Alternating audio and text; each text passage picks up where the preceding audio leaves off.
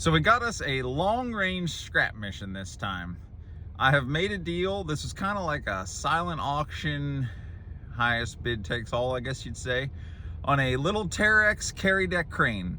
I don't know much about this thing. I got a few pictures basically in an email when I was able to bid on it, and I was told that it doesn't run. How hard they tried to make it run, I don't know that. I mean, it's run within the last 5 years, I think, but again, I really have very limited info on this.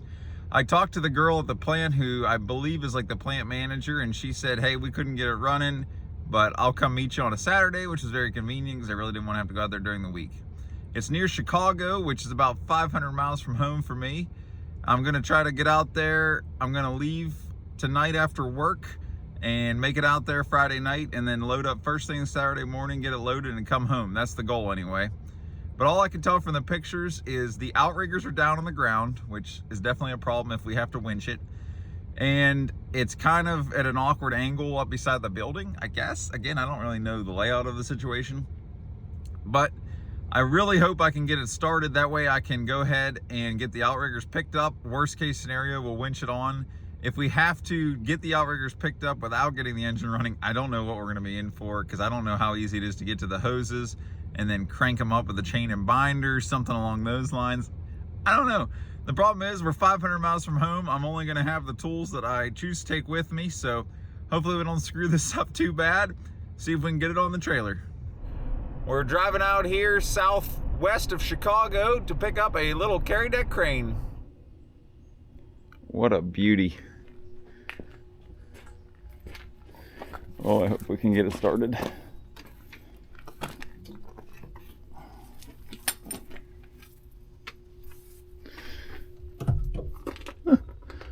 Doesn't look too bad.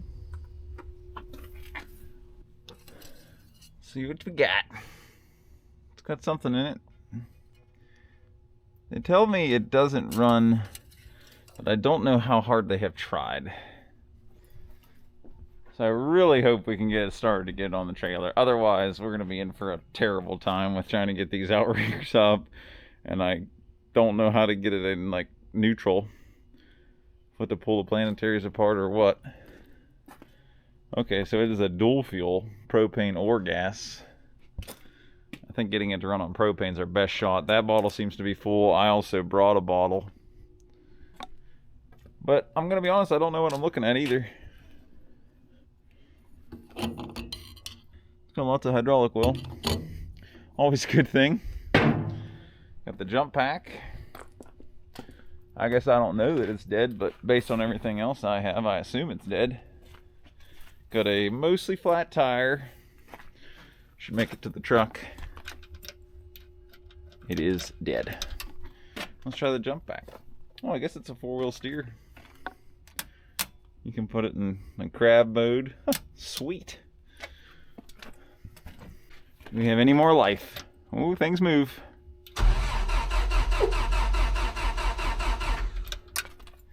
So I wonder where you select gas or propane.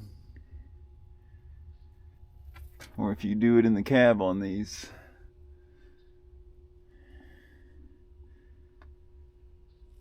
I know the Toyota forklifts have a switch up here above your head where you change it.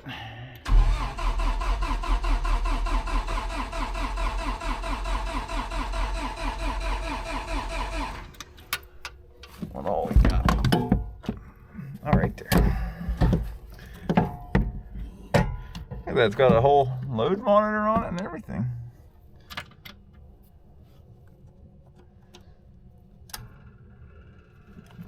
There's gasoline mode. Some probably very stale gas.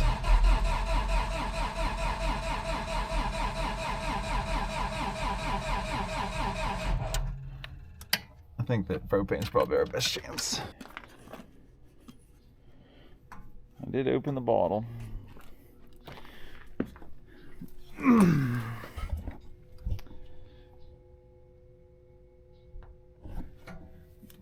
All right, start tracking down if like the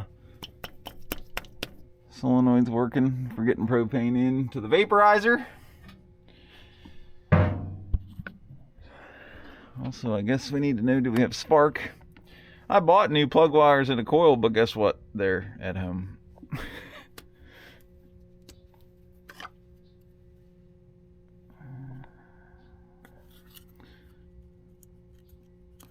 Probably a cap wouldn't hurt. By the look of things here.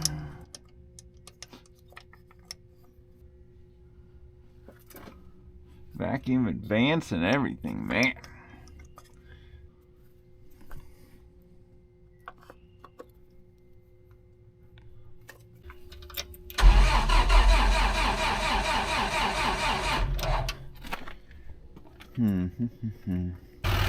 So I'm just throwing the truck on it, trying to charge that battery because I brought a Group 31 with me, but I need that to run the winch if things go further south. So I gotta take this spark plug out and it's already loose. About a 48-mile gap.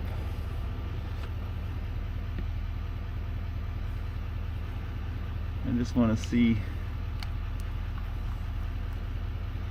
if we're making any spark. And I hope the camera can help with this. There's only one of me.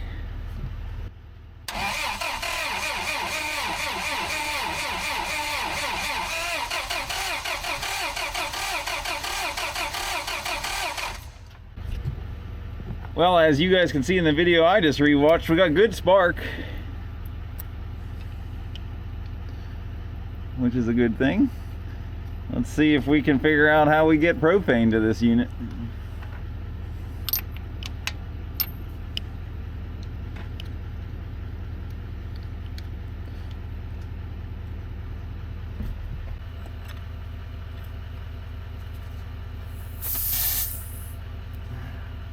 Got it there.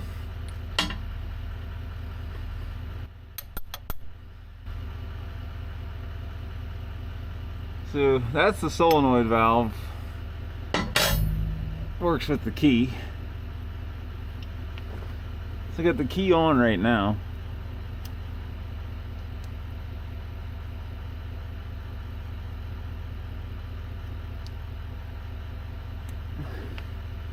Not sure if I can. Maybe that was it there. We'll tell ourselves.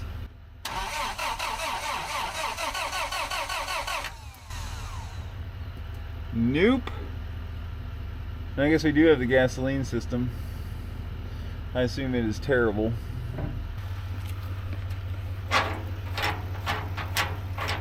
Don't know how many years she's been sitting. It really doesn't smell. Doesn't smell as terrible as you'd think. That's the electric fuel pump I could hear clicking. I guess we could pull something off here and see what it's doing. I don't know. The gas side is probably more likely to be clogged up. Not sure what's all unhooked there. We don't know for sure if the solenoid is working or getting power, so let's start with that verification. Or we could try a little harder on gasoline.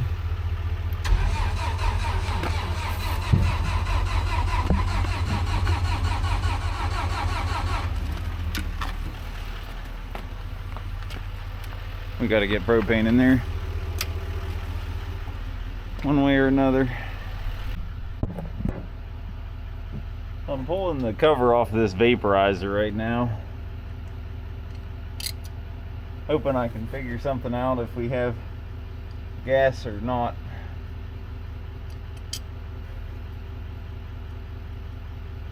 Or if there's a way we can rig gas into it for the sake of getting it on the trailer.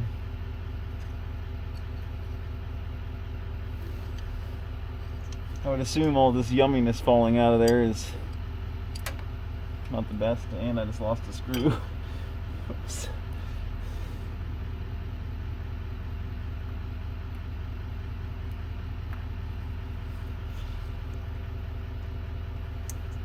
I'm going to hook power back up onto the solenoid. So the key was on, and the propane was on. I just shut the propane off. I'm thinking there may be something going on here, getting power to this, whatever. I'm just gonna bypass the solenoid for the time being. I think this threads are the same as these threads, hopefully. And I can just hook propane directly up.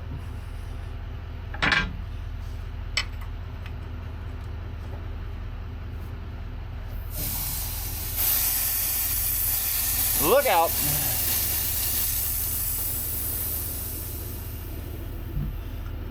It'll freeze burn you.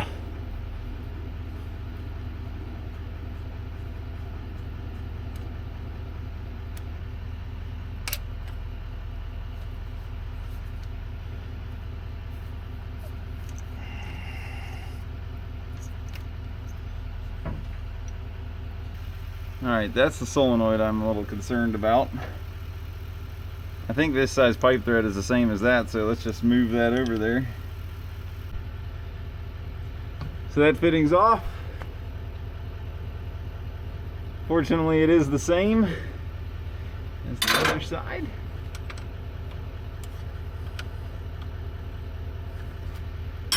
That'll give us the direct propane package.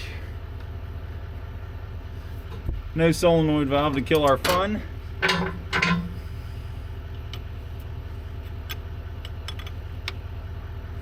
I'm gonna put this cover back on the evaporator here.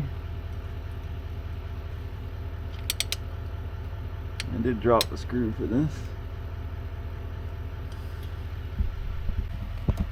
Never leave home without your Leatherman. Can do a lot of things for you. Just gonna leave that just a little cracked.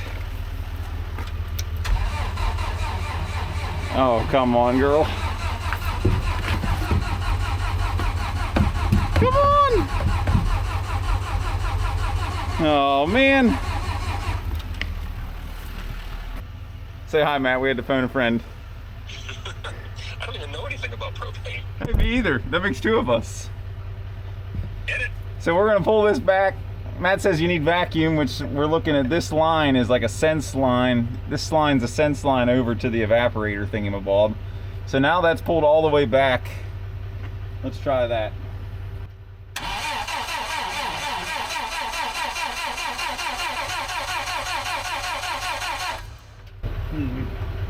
Ether, bud. Ether. I don't know what ether's really gonna do for us, but we will give her some sauce. Make you feel better about something.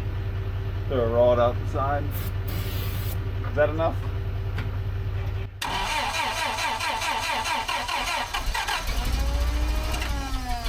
Oh, did you hear it?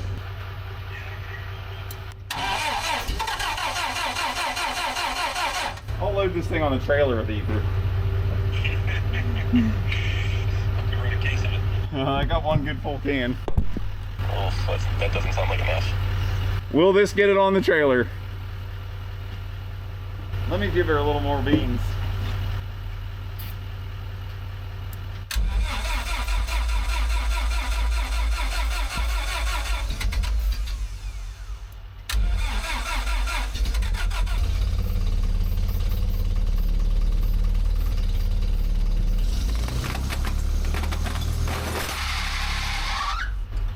Dang it! I saw it come out, I tried to turn it off. It started and sucked my wrench roll into the fan. Oh, it's in there now. It's on camera. The good news is the camera was rolling. I saw it starting to go and I was like, trying to turn it off. Did it actually run though? It was, I mean, I throttled it up. Like, it literally locked the fan up with my wrench roll. This is going to be a bad time. Oh, Oh, we can just unwind it. The poor old Cornwell set. I don't think we heard any wrenches. no rights on this mission. No rights.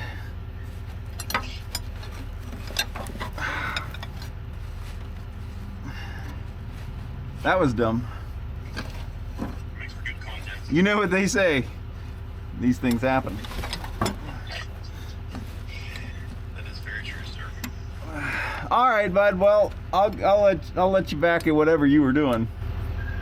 I just pulled up to the shop here and you called, but yeah, I'll have my phone on me. Thanks, bud. You need any more expert diagnostics here? Oh yeah, the diagnostics. Use ether. Okay. That fixes it every time. All right, buddy. All right. See you later. Bye. Oh, don't you just love having that phone a friend option? If nothing else, it always makes you feel better to call somebody. You can't fix stupid. Well, let's see if she'll run again, because it was running. Come on, baby. Look at that! Woohoo! Oh.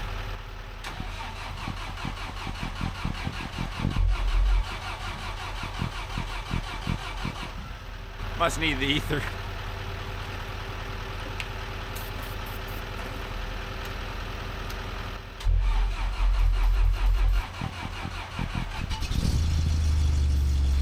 There we go.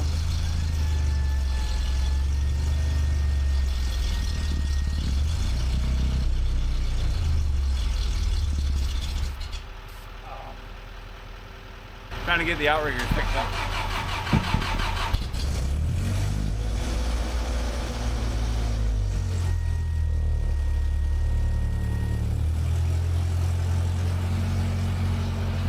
This is our running sauce. Outriggers are up now at least. I don't want to use all this up though. I would like to swing the jib around and pin it off to the side. I think these pins come out. Yeah, and it'll swing this way, lock in here.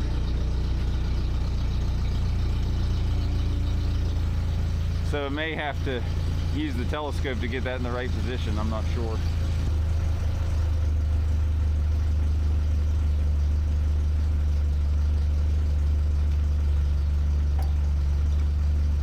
Let me get that one. Keep running, girl. That was good.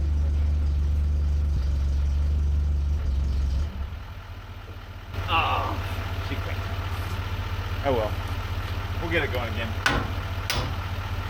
I think it's going to run well enough to make it on the trailer.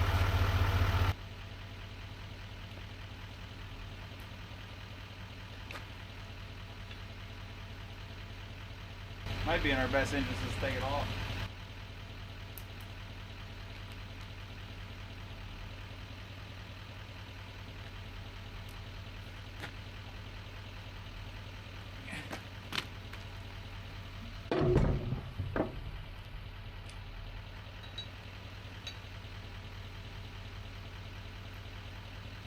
All right. I guess it's going to hit the building here, isn't it?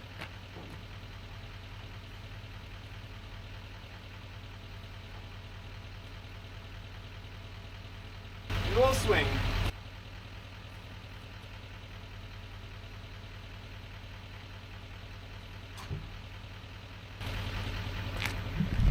Of course, now we have like a main power issue.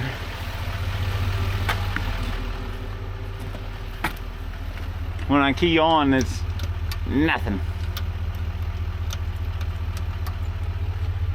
So now we got to figure this out. What kind of goodies we got here? Oh, good. Definitely seems like some main sauce happening in here. Someone put new hot and negative there. Put some cord grips.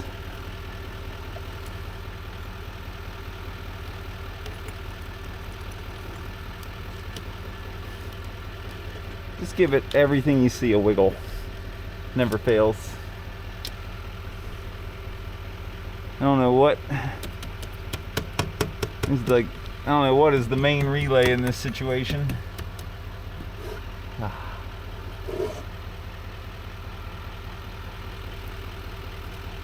Make sure those guys have power. Still nothing. Why? Where did it all go?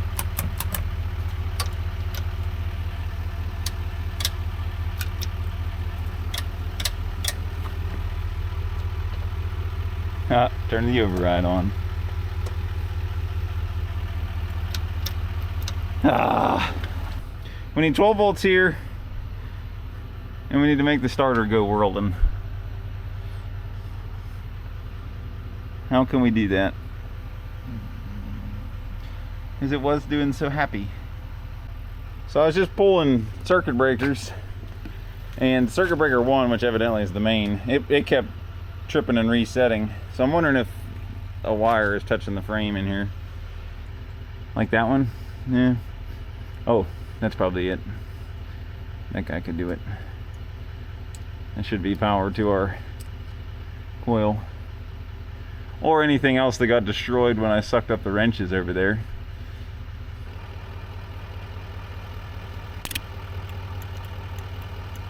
Oh, we have power. It was one of those. Yes! Thankfully.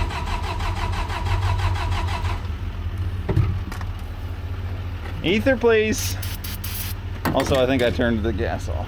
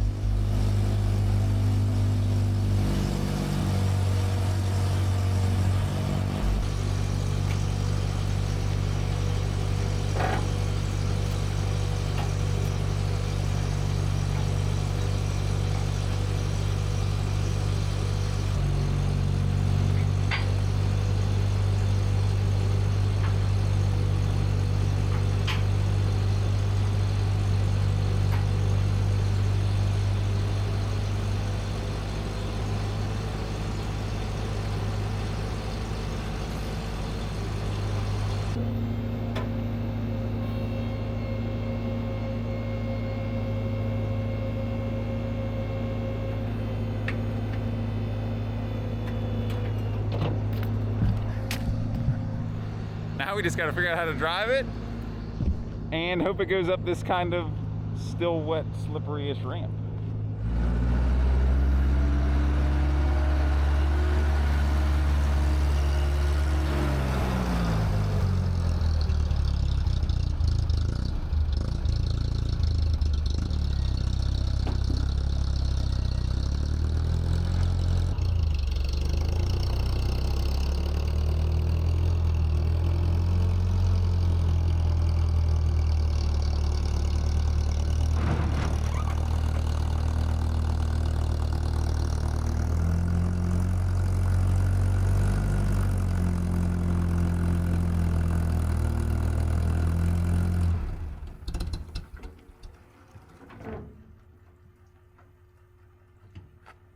Might need help from the little winch that could.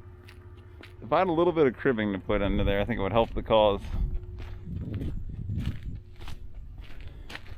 I also don't think we're in like 4-wheel drive.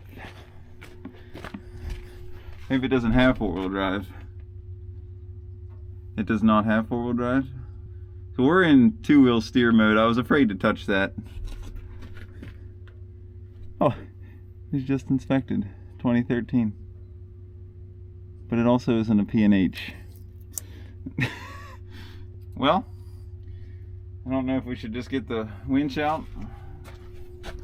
Oh yeah, there's definitely no driving on the back tires. Maybe I can back it on. We could try that. I'd really rather not have to winch. Must be rounded out.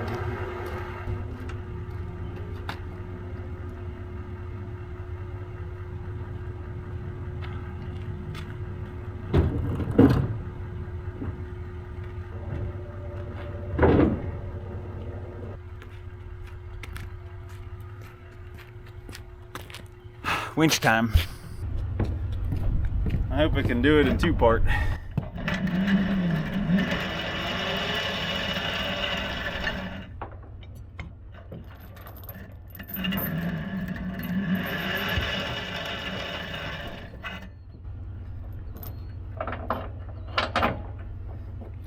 We got our remote here for the winch, one fully charged Group 31 battery, and this is why I didn't want to use it up cranking the crane exactly, because I wanted this option. But I still hope this works a lot.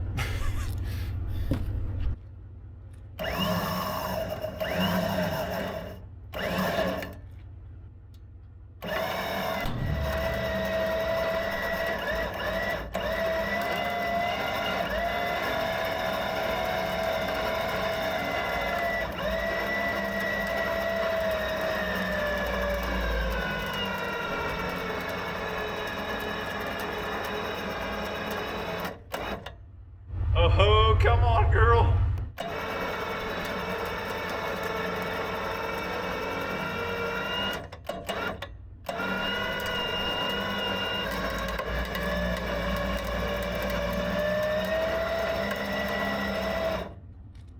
We were definitely giving the old 8,000-pound Warren a run for her money. Now the front tires are on the deck of the trailer, I feel a lot better. See if she'll keep going. Just keep going, little buddy. Yeah, we can get it over to this side a little bit. I should have taken the jump pack off, would have lightened it up. So it's got all kind of center clearance. It's just the outriggers that kind of screw you a little bit.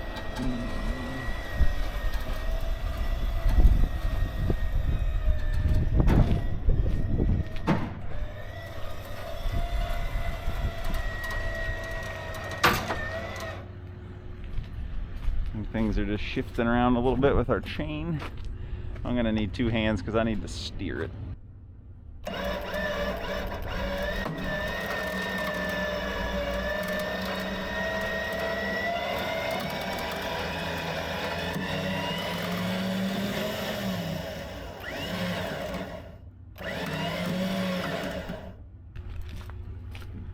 Just trying to get an eye for the truck and trailer here. I think we want to go a little bit heavier on the truck.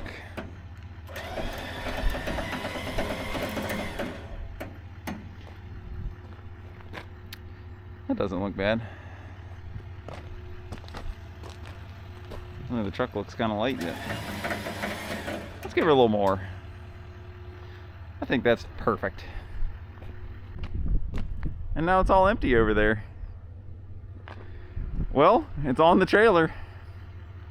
Let's get her chained down and heading eastbound.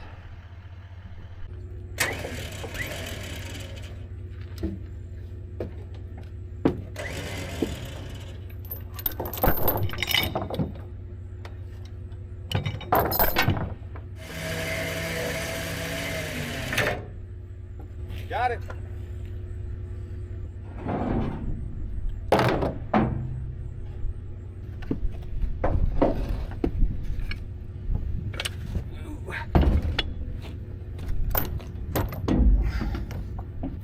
How about this convenient little hatch? Got it. And that guy I don't want to touch. This has a little bit more rigging in it. I'm going to put that up beside there and just throw a ratchet strap over all that. I'm going to do something with that rear engine door and the ratchet strap over that as well. And the main door that doesn't like to stay shut. Motoring across Indiana on good old 80. And the leaves are really turning these days. Oh, I like the weather in Chicago so much more. Now we're back home to Seattle, seems like most of the time. And I gotta work on getting this thing unloaded. I don't know that it's gonna easily start. Kind of want to get into the warm, dry shop to really do much messing with it.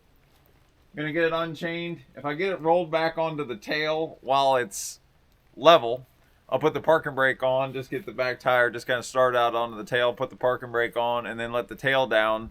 We'll use a little cribbing this time. That way the outriggers hopefully won't hit. And then I think I can basically let the parking brake off and roll it most of the way, hook the forklift to it, and drag it in the shop. We won't even have to screw with trying to start it right now.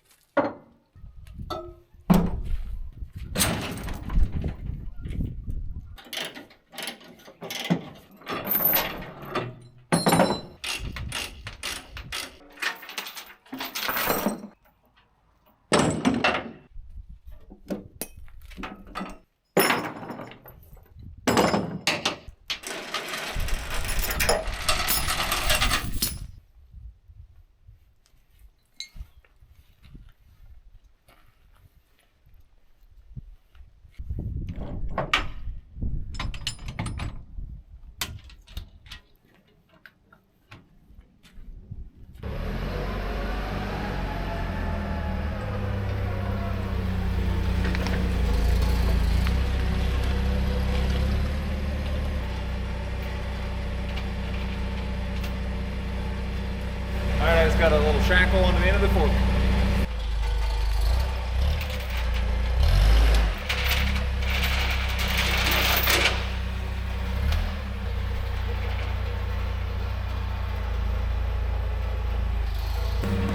Take the parking brake off. I'm also hoping this will roll. I think it's just that mechanical lever you can see on the right side of the seat, but it may have hydraulic release brakes, I don't know.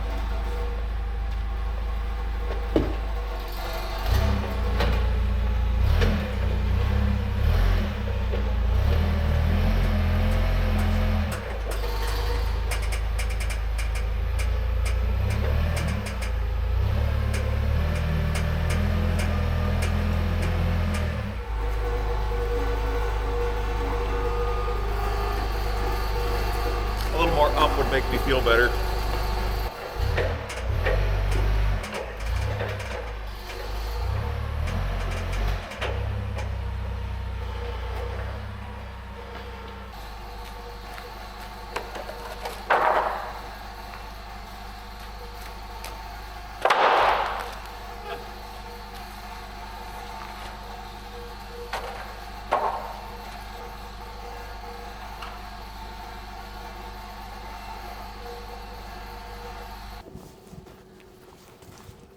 So now I'm going to set the parking brake on the machine.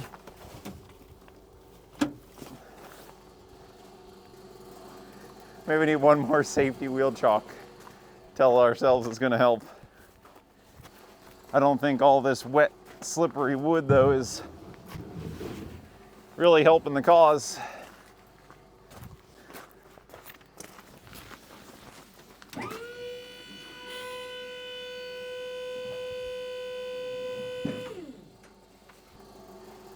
That's definitely a much better ramp angle than we had loading it.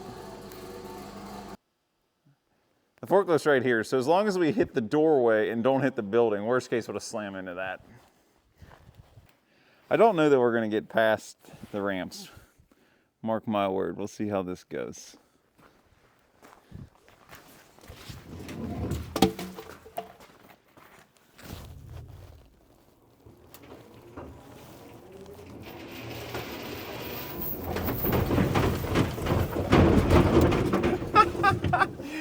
Oh God.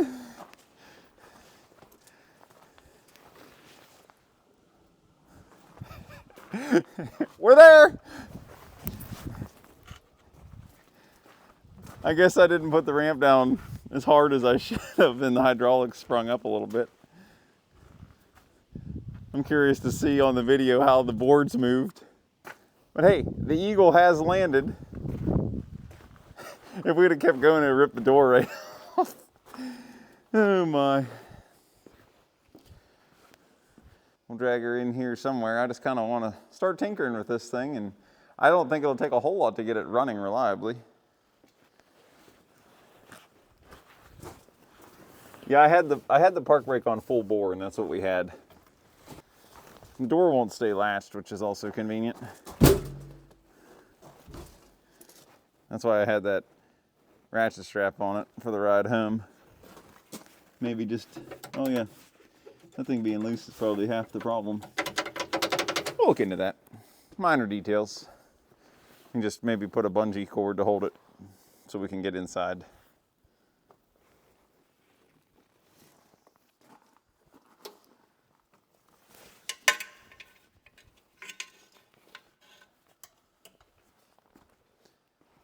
That'll work.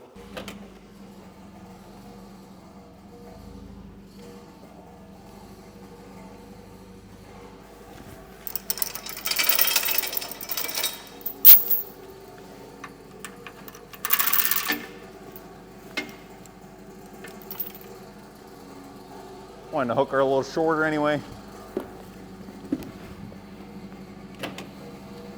A little downforce never hurt.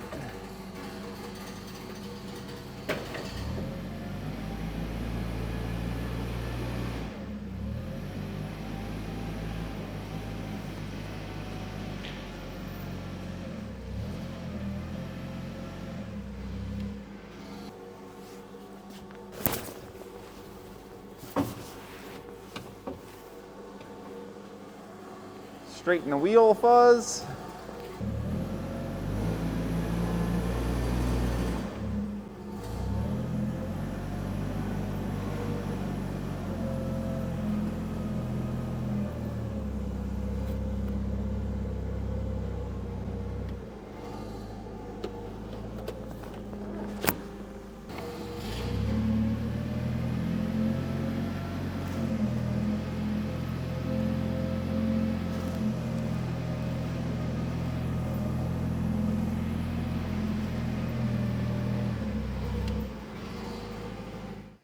We made it.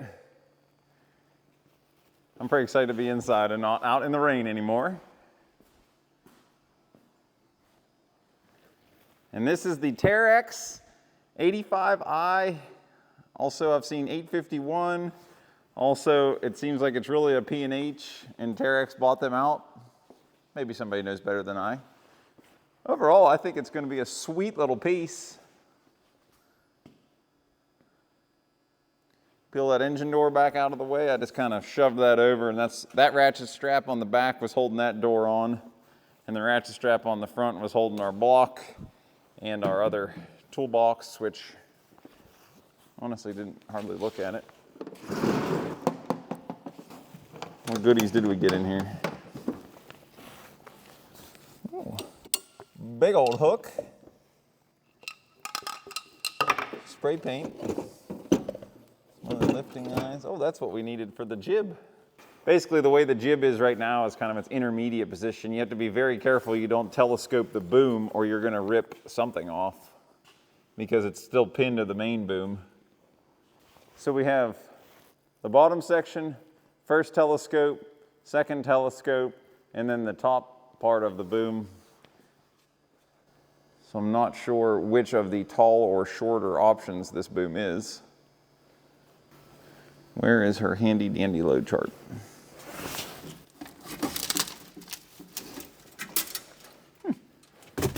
There's the old rating manual. So it's a D85i. So it can be a 3-section or 4-section. I guess this is the 4-section? How do you count telescopic sections? We'll find out. Will it go to 32 feet?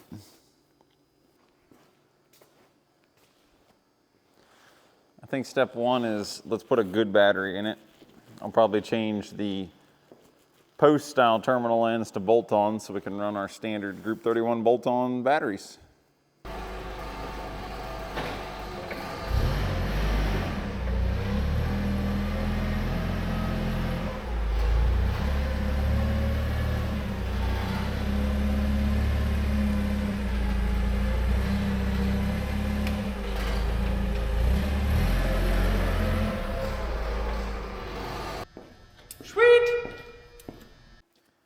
Let's see if we can finish moving this jib over properly.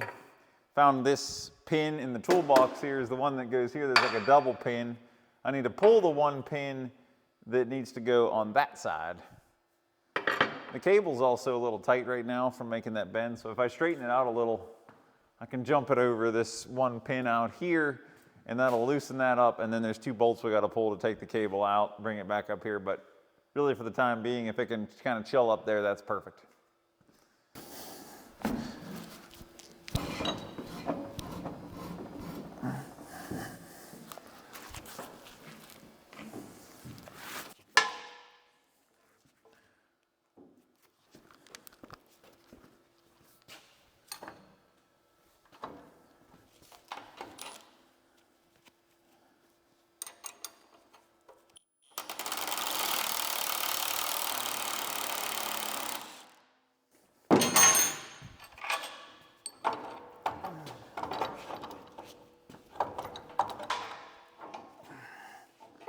There's a slack we need.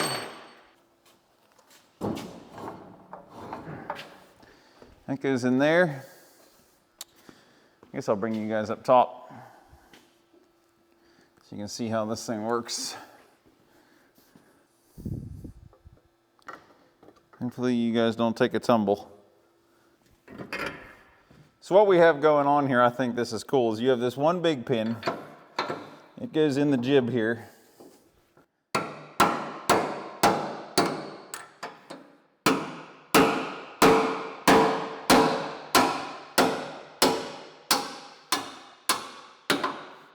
So now the jib's pinned here, but it's still pinned onto the main boom. So we'll hammer those 2 pins that are left on the main boom.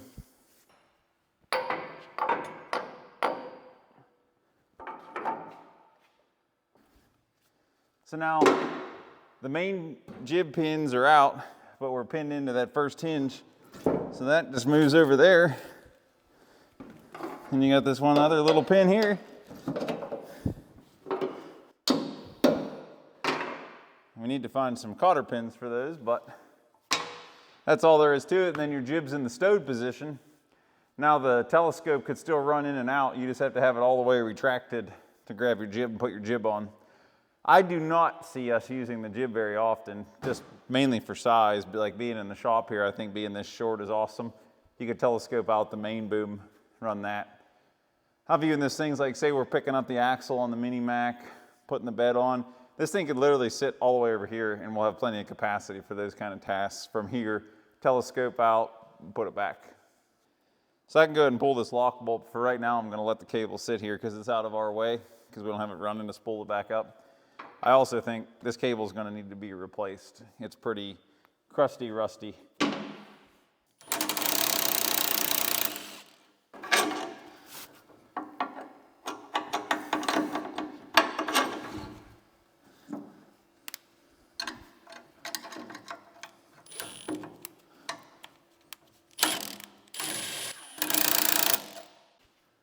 Just so you can see what I'm talking about, these are the 2 pins that were left. When we swung it around, these were still in. You put that first pin in, then you take these pins out, and that lets it pivot over, which gets this out of the way of the main boom, because this is going to have to telescope out. So that's what I was saying earlier. If you left these pins in and had that pin in and run the telescope, you're going to tear something up. Something is going to lose that battle. And I just moved these main jib pins onto this side. We'll put them back here on the jib. I like how they give you these big tapers. They know you're just going to be hammering the crap out of them. Poly shivs on this thing, as you'd expect. This thing doesn't have a lot of time on it, so there's not a lot of wear. Grease fittings we're going to need to hit once we're actually up and running and trying to use this thing. This is the switch for the Anti-2 block, which that weight that's hanging there above that becket, that'll hook to this chain, and it's hanging this far down. And then if you pull the hook up and it takes the weight off, like right now, it won't let it lift. It shouldn't let it lift right now. The weight of that block holds this safety switch down, which allows you to raise. And then when it hits that, it shuts off your hoisting, so you don't run the block up through the shiv, also known as 2 blocking. So that is the anti-2 block device. So these bolts are 5/16, assuming these are 5/16 ring terminals.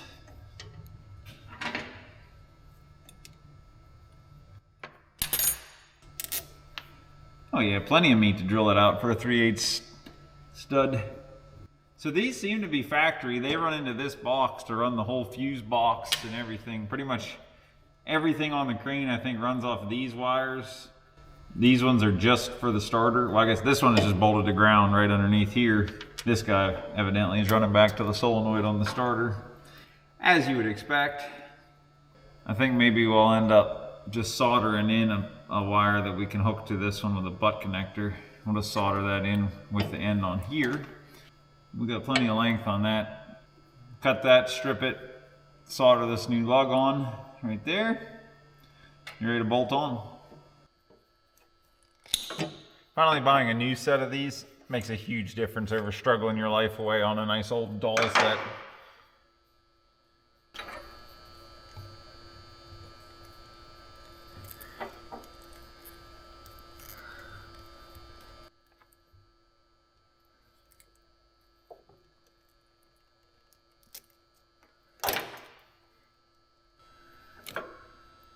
I don't know about trying to solder in with this.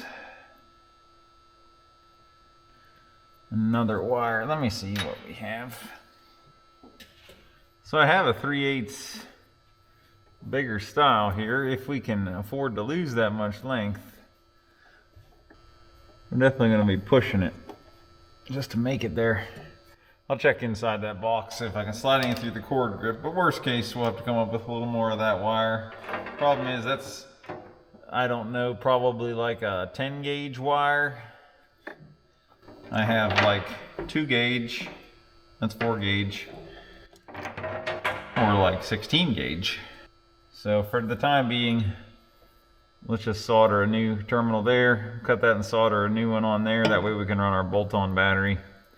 I just try to standardize. Those are the batteries I like to carry, and all the trucks and more of the equipment I've been just converting over to these. Might as well keep one battery around. Vice grip's here to hold this while we heat it with the torch. Get that thing with a little flux action. It is kind of crappy-ish.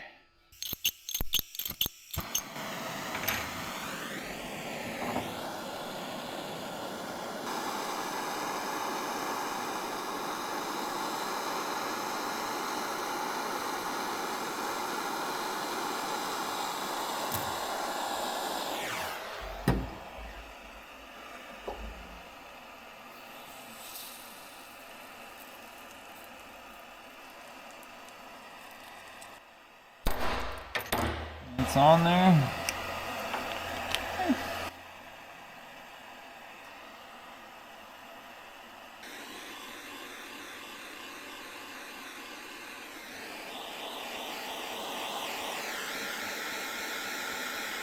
And there's our one connection. Go ahead and do the same thing for ground.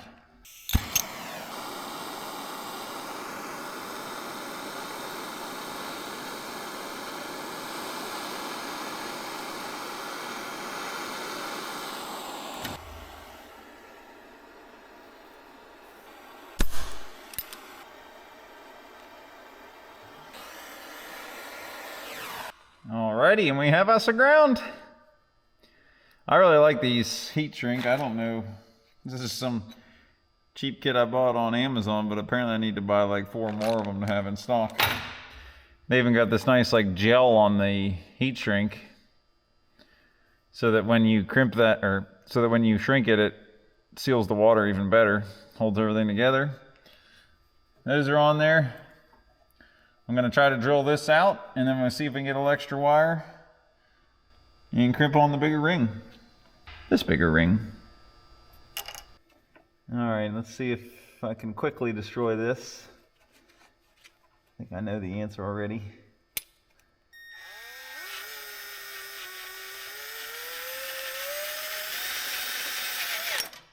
Yep.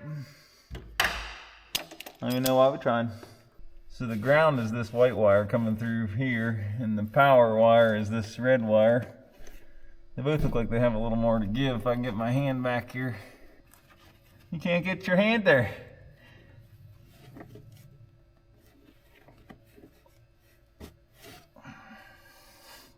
You can't get there from here.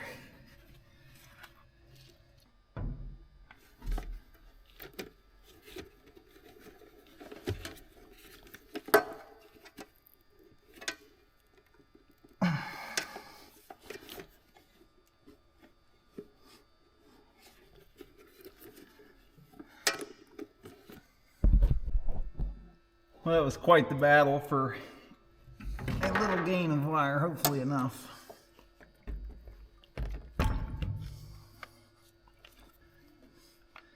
That's gonna go there. Of course, I soldered that on upside down of its happiest place.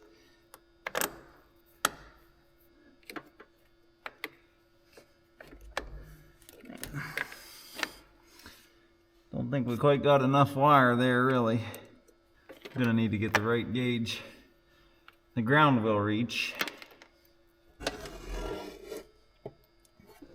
Oh, I can get a little more of that positive wire. It is gonna be like string bean tight though. Don't love that. That's a 3/8 end, that'll work. I'm gonna grab the other strippers and a crimper. Let's try to save as absolutely much of this as we can. She gone. I think this is gonna just work.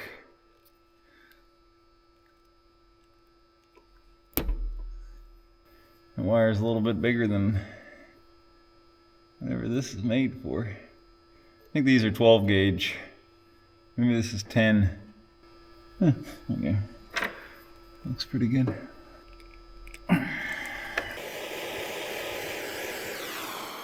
That's when you know it's hot enough. I'm gonna put this on first. So hopefully the nut doesn't take it out.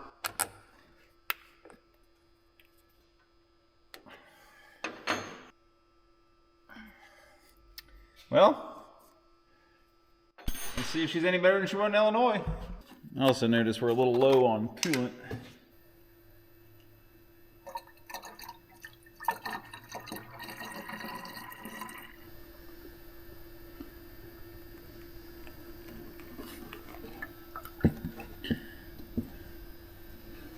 That's a lot more full than it was. Good enough for the time being. I hear this hissing sound. Oh yeah. That's our propane. Try to tighten that up a little bit.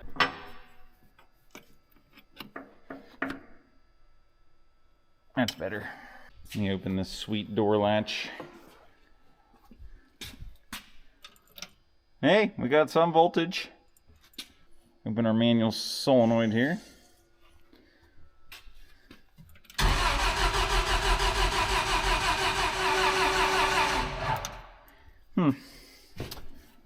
Still gonna need the ether package.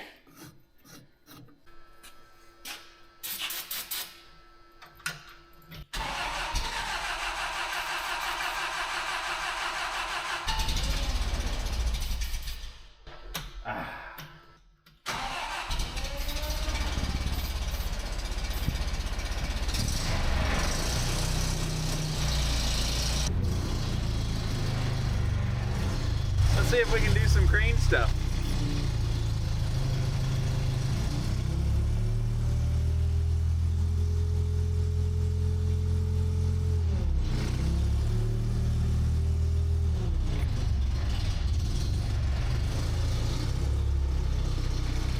We're gonna fix that cable before we telly. Push the boom or pull the boom.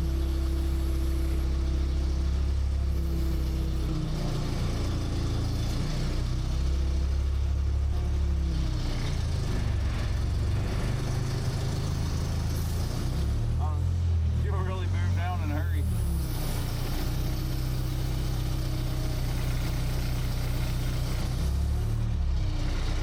Let's see if the service brakes work.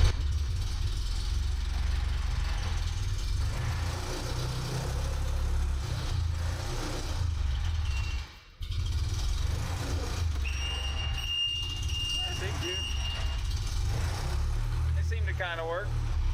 Be nice if it would idle. Needs the overall tune-up package.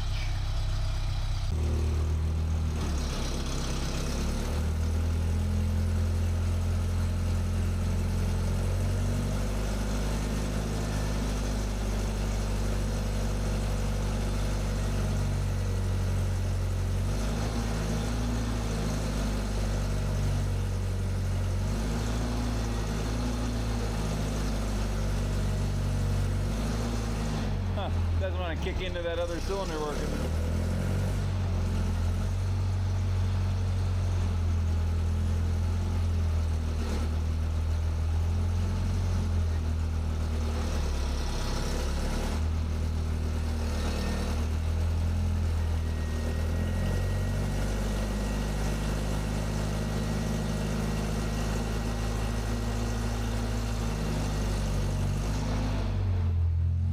Basically, you just have one switch per outrigger here.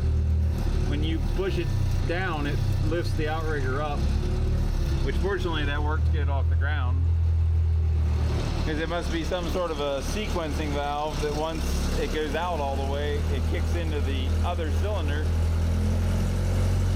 Must not want to do that.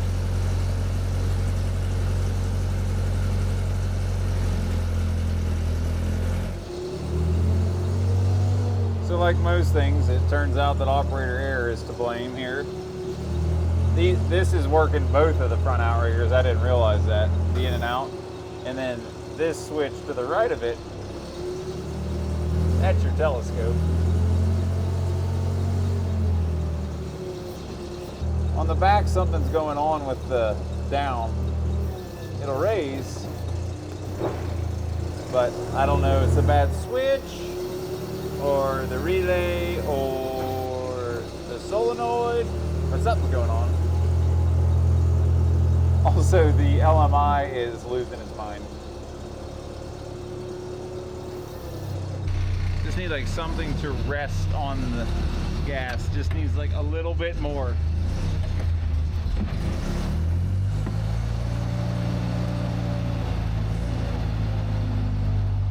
Get something to catch up here.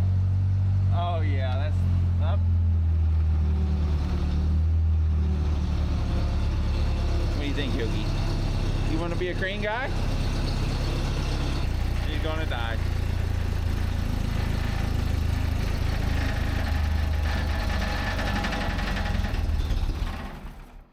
Oh. I think a little tune-up package would serve her well. So let's take this.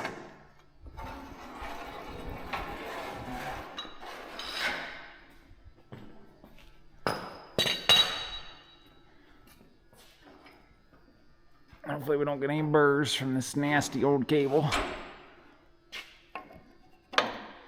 I'll be able to put those bolts that I put in the top ought to be here. Looks like it already fell out of that second sheave once upon a time. And then our anti 2-block weight that needs connected to these chains. I'm not really sure why it's not. Because I'm pretty sure you're supposed to just take this link off and hook it up to the other switch on the jib when you move to the jib. And then previously, somebody already tore the wires out. That plug should be on these wires. And then you just pull that plug off when you swing the jib around.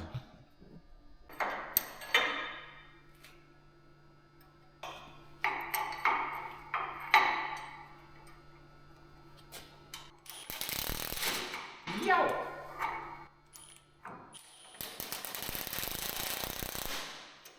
Sure, there's supposed to be a pin with a cotter pin, make life a lot easier.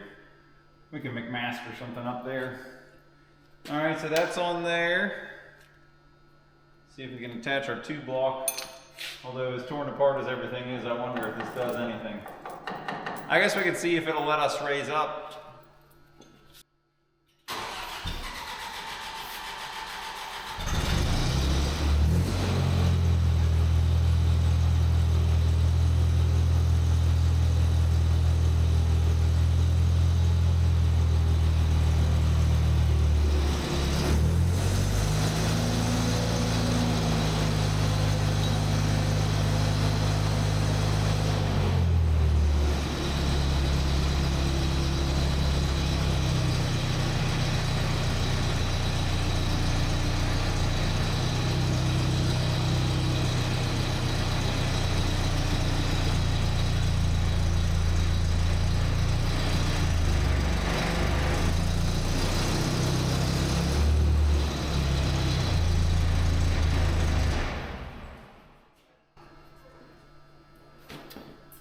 Sweet!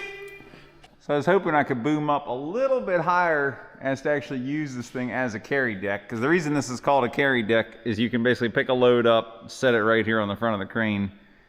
This whole deck area here is rated for so much. But we can't quite get there in the shop. It'd work in Matt's shop. That's the reason you use scissored trusses for sure. But I'm gonna move this stuff and we can go ahead and hook up to our single part headache ball.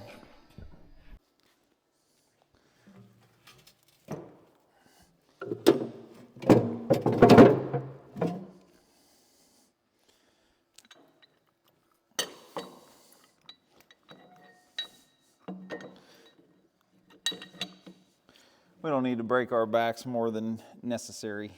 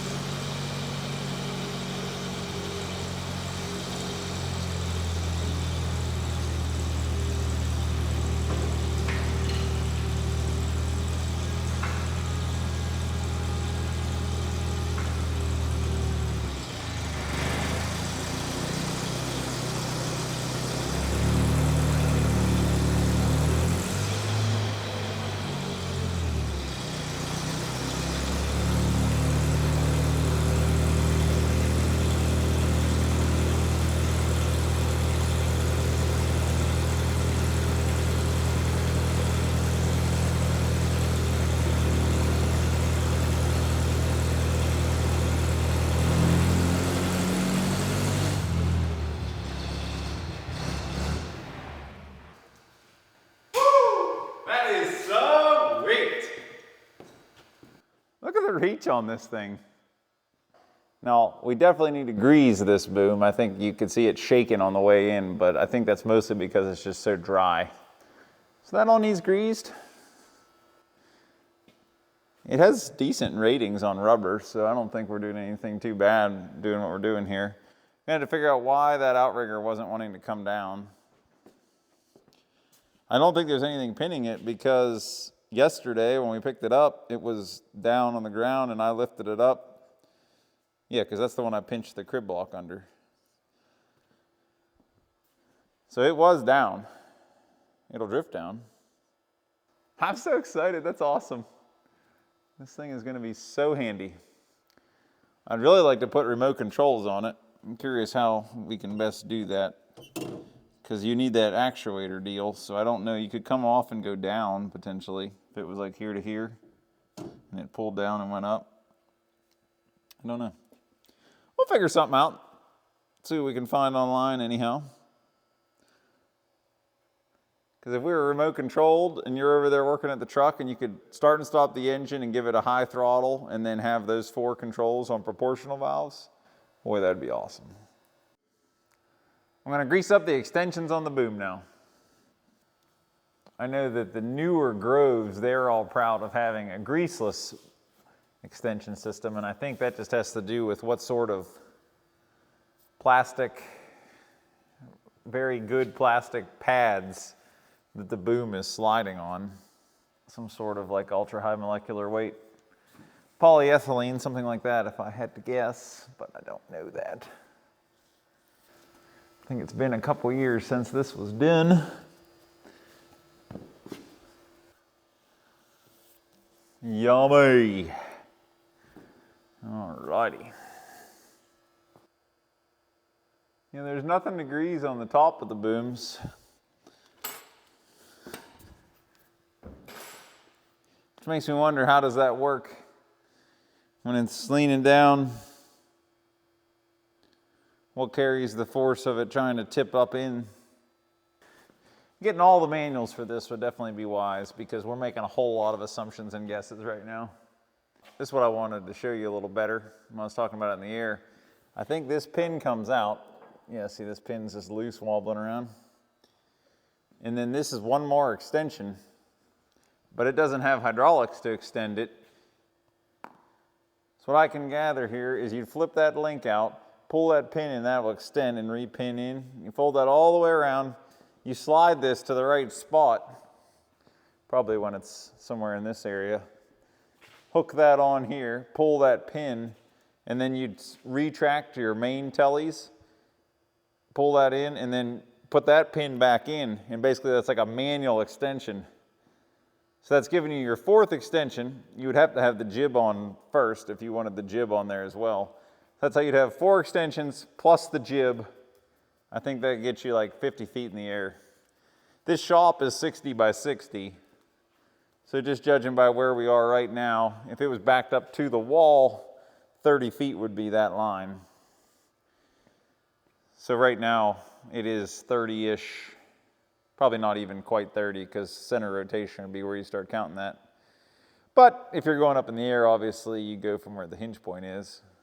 It's getting kind of dark out. I don't know if we're going to have time to put the jib on and pull the extension out and take it outside and see what we got, because how can you not do that at some point here? I guess let's see if the extension works better now.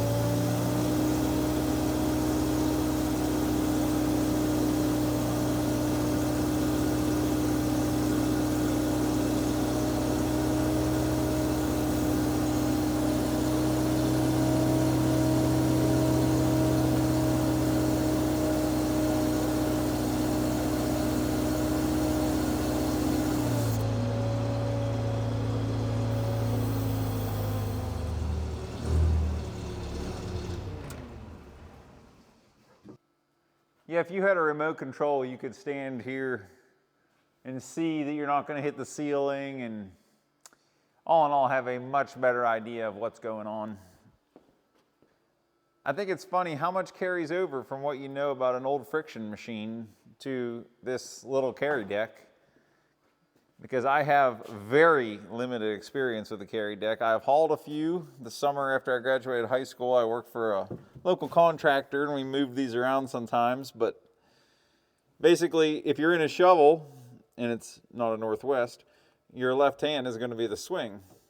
And you always remember, push the boom or pull the boom, because if you're in a machine with a right-handed cab, it flips. Well, this one, if you're looking out in front of you, it is push the boom, pull the boom.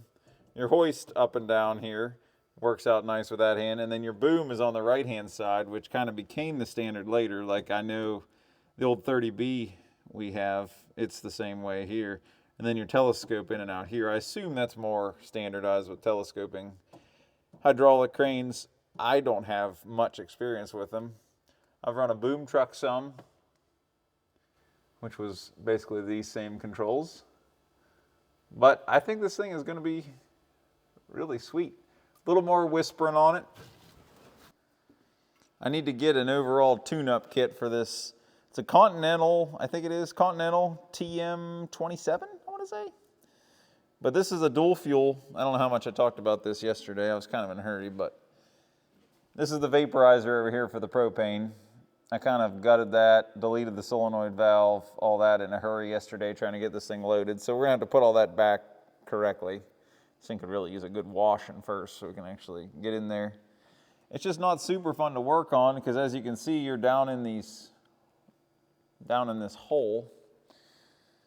There's no way to come in from the side. I think if I got underneath it, I might be able to see up in there, because I don't know exactly, with this thing being dual fuel with gasoline or propane, what we have happening there for a carburetor. Basically, we get this thing running just a little bit better. New spark plugs, wires, things like that. And then whatever we need to do with that solenoid. The solenoid valve may work perfectly fine. I don't know. But probably throw a rebuild kit of that vaporizer. I'm sure you can get new diaphragms, everything like that. We'll figure it out. That's pretty much her. Definitely going to call this purchase a win.